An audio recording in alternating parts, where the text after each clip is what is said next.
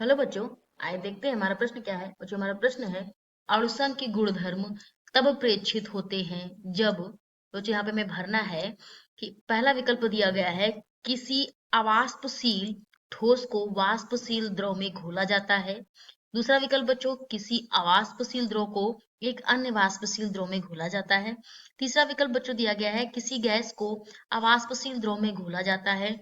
और चौथा विकल्प है बच्चों, एक वाष्पशील द्रव को एक अन्य वाष्पशील द्रव में घोला जाता है। तो आइए सबसे पहले बच्चों बात करते हैं अपने प्रश्न की मुख्य धारणा की। तो हमारे प्रश्न की मुख्य धारणा क्या है, इसे हम लिख कर देख लेते हैं। तो बच्चों, हमारे प्रश्न की जो मुख्य धारणा है वो अणुसंघ गुणधर्म के विषय में जानकारी। मुख्य अवधारणा, अणुसंघ गुणधर्म के विषय में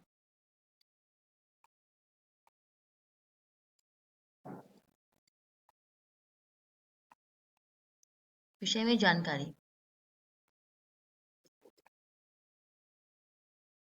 अब बच्चों, ये तो बात हो गई हमारे मुख्य अवधारणा की।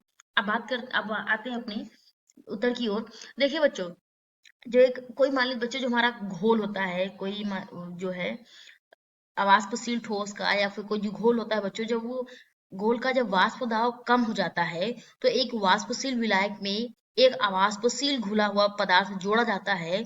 वाष्प के दबाव में वह कुछ कमी के साथ जुड़ता है, जिन्हें हम कॉलिगेटिव प्रॉपर्टी कहते हैं, यानी कॉलिगेटिव गुण कहा जाता है।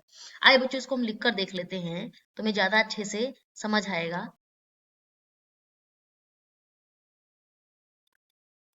कोई बच्चों मान लीजिए घोल या फिर कोई मिश्रण है, घोल का वाष्प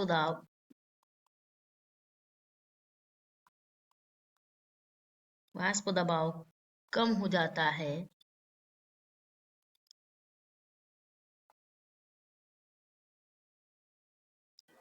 जब एक वाष्पशील विलायक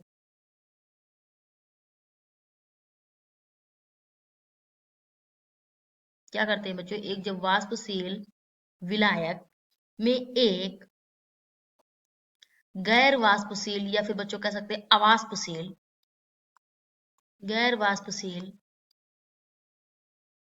घुला हुआ पदार्थ जोड़ा जाता है।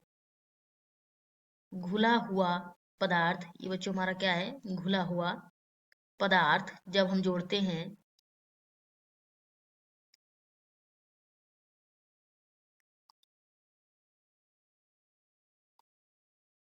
पदार्थ जोड़ा जाता है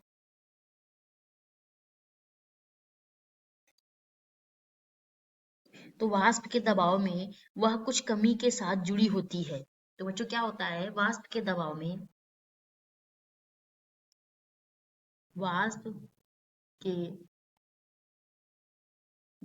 में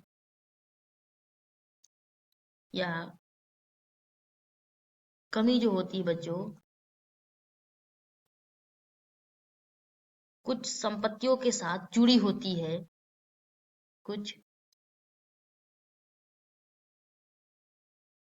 संपत्तियों के साथ जुड़ी होती है। ठीक है बच्चों, के साथ जुड़ी होती है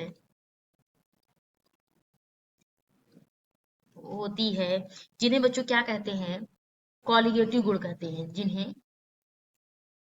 कॉलिगेटिव गुण कहा जाता है। ठीक है बच्चों, कहते हैं। तो बच्चों, जो कॉलिगेटिव गुण अब क्या होता है ये भी थोड़ा सा जान लेते हैं। तो कॉलिगेटिव गुण एक विलयन के गुण होते हैं। जो कॉलिगेटिव गुण होते हैं बच्चों, क्या होते हैं, कॉलिगेटिव गुण एक विलयन के गुण होते हैं जो केवल,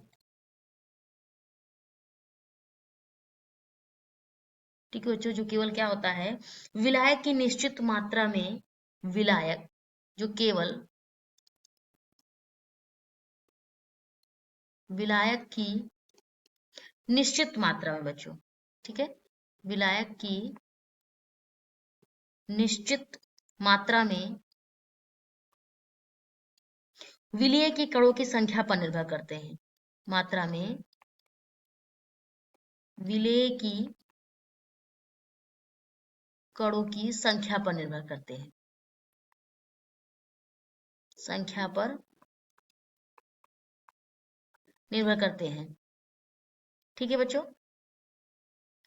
अब जब एक गैर वाष्पशील कई कई गैर वाष्पशील विलेय को एक अस्थिर विलायक में जोड़ा जाता है तो इससे उसका दबाव भी कम हो जाता है बच्चों। तो ये कह सकते हैं कि देखिए हमें जो पहला विकल्प दिया गया है वो क्या दिया है, किसी अवाष्पशील ठोस को वाष्पशील द्रव में घोला जाता है, ये दिया गया है। दूसरा बच्चों दिया गया है किसी अवाष्पशील द्रव को एक अन्य वाष्पशील द्रव में घोलाता है। तो पहला विकल्प भी हमारा क्या है बच्चों, सही है कि जब अणुसंघ गुणधर्म तब अपेक्षित होते हैं जब किसी अवाष्पशील ठोस को, जिसको बच्चों हम गैर वाष्पशील लिखते हैं वो अवाष्पशील भी लिख सकते हैं, किसी अवाष्पशील ठोस को वाष्पशील द्रव में घोला जाता है तब ऐसा होता है। दूसरा बच्चों क्या है, या फिर जो किसी अवाष्पशील द्रव को एक अन्य वाष्पशील द्रव, ठीक है बच्चों, कोई अवाष्पशील द्रव है उसको एक अन्य वाष्पशील द्रव में घोला जाता है तब अणुसंघ गुणधर्म प्रेक्षित होते हैं। तीसरा विकल्प दिया गया बच्चों किसी गैस को अवाष्पशील द्रव में, नहीं बच्चों गैस को पहली बात तो किस मतलब कैसे घोलेंगे हम, और दूसरा ये भी है कि तीसरा चौथा विकल्प या एक वाष्पशील द्रव को एक अन्य वाष्पशील द्रव में, देखो बच्चों क्या दिया गया है, एक वाष्पशील द्रव को बात की गई है।